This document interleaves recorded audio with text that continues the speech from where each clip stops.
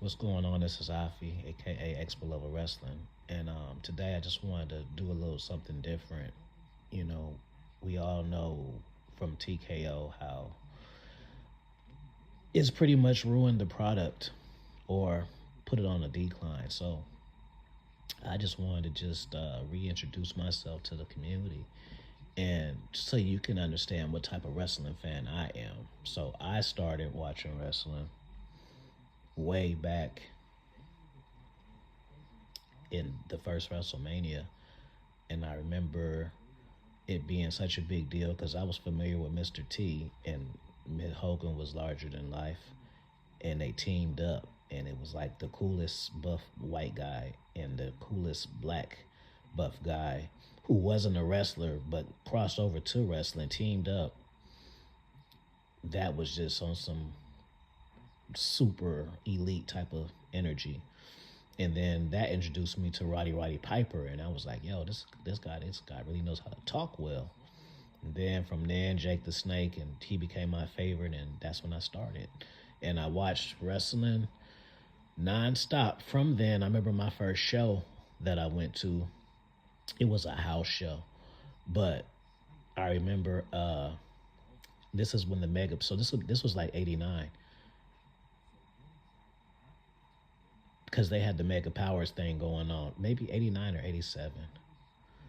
I'll fact check it. It's either '89 or '87. But this is when Hulk Hogan and was beefing with Macho Man over Elizabeth, and I remember there was a spot where um, Elizabeth got picked up, and you could see her panties. Obviously, I'm a kid. I'm a virgin. I'm like, ooh, you know what I mean? Like, so that was my first show, and then I went to WCW. I used to watch it, but I didn't ever go to the shows until Nitro came out. So Nitro came out in '96. So that's when I went to my first WCW show. That was different, but still really cool. At a point where um, I had stopped watching WWE because it got too cartoonish for me.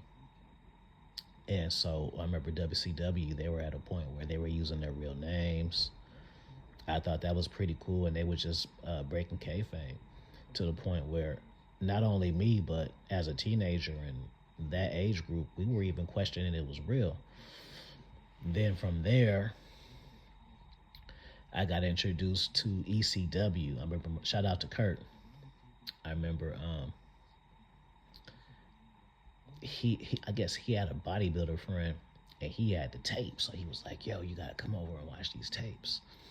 And I wasn't interested because I was just, I was one of those kids where WWF or WCW, Ric Flair, Hulk Hogan, or nothing else. Um, I went over there and it was easy. They was going crazy. I remember I first seen Rob Van Dam, my first one. I seen so Rob Van Dam was doing some ill stuff. I was like, damn, he looked just like Jean Claude Van Damme. But he a wrestler and he a little more swole. And then I seen the Sandman. I think the Eliminators. I remember they had the sweep and roundhouse kick. I thought that was dope. The Dudley Boys. I didn't like the Dudley Boys when it was in ECW. It took a little while for me to get into them from ECW. Then later on, I got onto AWA through just being bored. Oh yeah, boom! I could even being bored and watching ESPN. ESPN used to air American Gladiators, and then they used to show the AWA matches.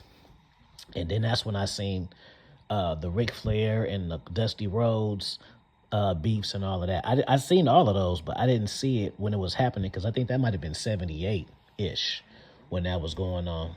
I wasn't even born yet, but they would air long episodes. NWA, I got into NWA just after WCW, just because I like Ric Flair was my favorite wrestler for a long time, and I wanted to see the rest of his reigns, and the rest in the beginning of his reigns was in NWA, so that's what made me go back, and then that's how I discovered Dusty Rhodes and all of that, because I remember when Dusty Rhodes wore the polka dots, that was my first time seeing him. I didn't even know he was goated the way he was. I had to go back and check that out. And then what happened? And then the only time I stopped watching wrestling is for whatever reason. I think they went to TNN channel, and I never had that. I never had that channel where I live, so I had probably stopped watching for 2 years, and then when I came back, it was the Ruthless Aggression era. I would still keep up with it, though. It's hella ancient. I used to go to WWE.com. Well, y'all did, though. WWE.com. So I would see, like, who's doing what, but I didn't. And think about it, they didn't even have YouTube, so you couldn't watch the show unless you came across, like, a VHS tape and stuff like that. There were no alternatives. That's why it was such a big deal to watch the Raw and Nitro Wars in real time. Because it was can't miss TV, must watch TV. There was no. This is before DVRs, so there wasn't even no DVRs then. Either you heard about it the next day at school, which you didn't want to do. You wanted to watch it so you could talk about it and join the conversation, and that's what made it a lot more appealing. Like, I think the biggest moment in wrestling that I think I lived through, in my opinion, is when Vince McMahon showed up on Nitro. Like, when you watch playbacks, it's like, oh, that's pretty cool. Like, back then, that was unheard of. It was like, I don't know. It was like the UF champ. It just was unheard of. It was like Chuck Norris fighting Mike Tyson, like just two people who are both dope, but you never would think would come together and do anything. It was a big deal. I remember DX was a big deal when I was in high school. I really was into Shawn Michaels when he was, back then I didn't know he was on drugs, and that's why he was so turned up. I knew it was something, but I didn't know it was that. But, now that we've seen the documentaries and series and stuff like that, we know what was going on behind the scenes. But before that, I was just like, he turned. And I remember when Mike Tyson knocked him out, I knew he wasn't going to be there for a while. Then the next day, remember Triple H came on and was like, yeah, we had to get him up out of here. He took over the DX group, added the New Age Outlaws. I remember all that in real time, man. I just, it's really fun to just talk about it. Then the Ruthless Aggression era came. I took to Evolution. Evolution was my people's. Teddy Long was cooking back then. Teddy Long was cooking back then. Oh, let me not skip the Attitude Era too, real quick. Attitude Era, The Rock and Stone Cold. See, that was a dope moment because I just posted something on Instagram too when that's actually one of my favorite moments too. Was when the Rock and Stone Cold pulled up in the truck at the river to the Rock. Rock was waiting for him. Then they started throwing him. He threw the Intercontinental Champion off the the bridge, and then he threw Stone Cold. Go to hell! Kicked him and threw his ass off too. And this was like live on TV. So you see your two favorite wrestlers. One of them pull up on another one at a bridge. They fight. Then one of them throw him over the bridge and the title. Like, you'll never see no shit like that no more, which we should see it. But the whole cold part was it was over the Intercontinental Championship. Remember DX? DX was funking with Nation of Domination. That's how far they beef went. Intercontinental Championship. The stars make the championship, guys. I hope y'all know that. So yeah, Ruthless Aggression. I really took to Batista. He used to come with the suits and shit. I was like, this nigga tight. He looked like he peeled bras in real life.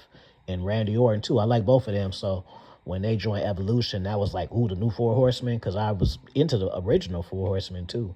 So it was cool to see a new version. But what was better is they had Ric Flair to be a part of it. So it's one thing to have him co-signing, but it's another thing to have him be fit enough to be in it and wrestle too. Not even just be the older figure, the mouthpiece, but actually wrestle. So that was pretty dope. And, I went out through all the bad times when we had bragging rights and we had the mystery. Oh, my God. Wrestling was so embarrassing. That's the small time where I didn't even want to tell people I want to watch wrestling. When they had the mystery manager on the computer, oh, that was so cringe. Retribution, that was cringe. Some of that big dog shit was cringe, but I still stuck through. And then to its height, it's crazy how, in my opinion, wrestling was at its top 2 years ago, and now it's where it's at now. Like, it didn't even take 5 years.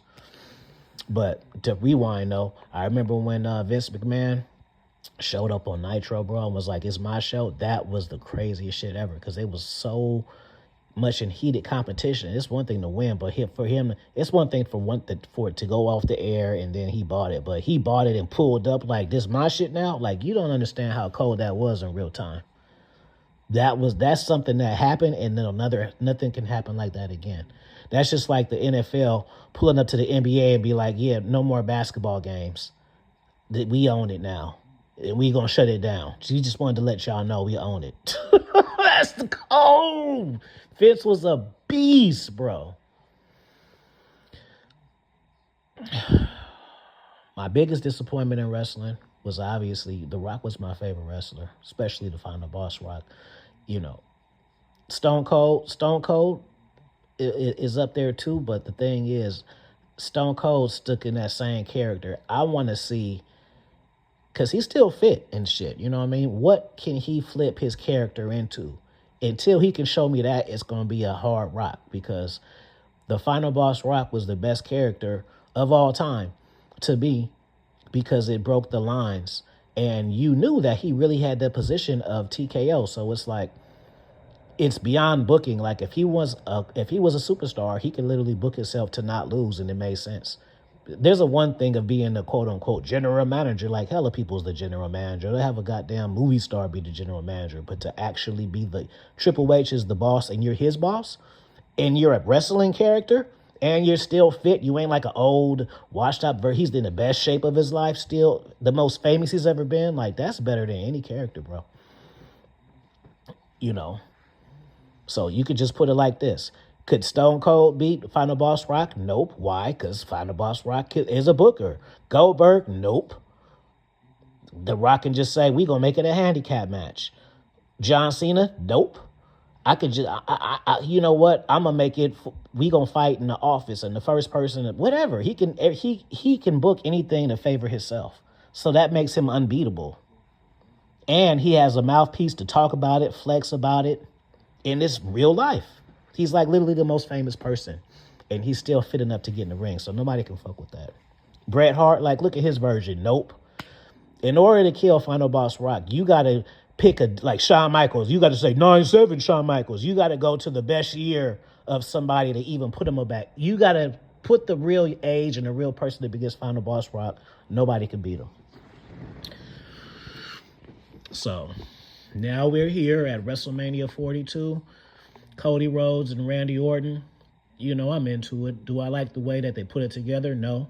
I feel like they could have been having this shit going for like 3-4 months first. But I'm not going to roast it yet because SmackDown hasn't came on yet. And who's to say? I might like what I see. It hasn't happened yet. But I do wish they would have did it a little better. But, you know, hey, if one of them goes heel, I know what Randy Orton's potential of heel is as a 10 level 10. And don't sleep on on Cody Rhodes, because his heel work is 10 out of 10 too. Check out his ROH stuff. Check out his AEW stuff. And mainly check out his New Japan stuff with the black hair. Like, shit. If you ain't never seen Cody as a heel, you better get on YouTube right now. And you will see. So that one I'm looking forward to, though. CM Punk, Roman, you know, shout out to Chrissy. I just put it in her comment section. Like, you know, I was happy when he came, but now that I see how he is, it's like he's too much of a regular dude to me. Like, I look like I can kick his ass if we fought in a bar, and he don't even drink, and he looked like that's all he does is drink. Like, it's time for him to drop that title. If it ain't, it should have been Braun Breaker, but whatever.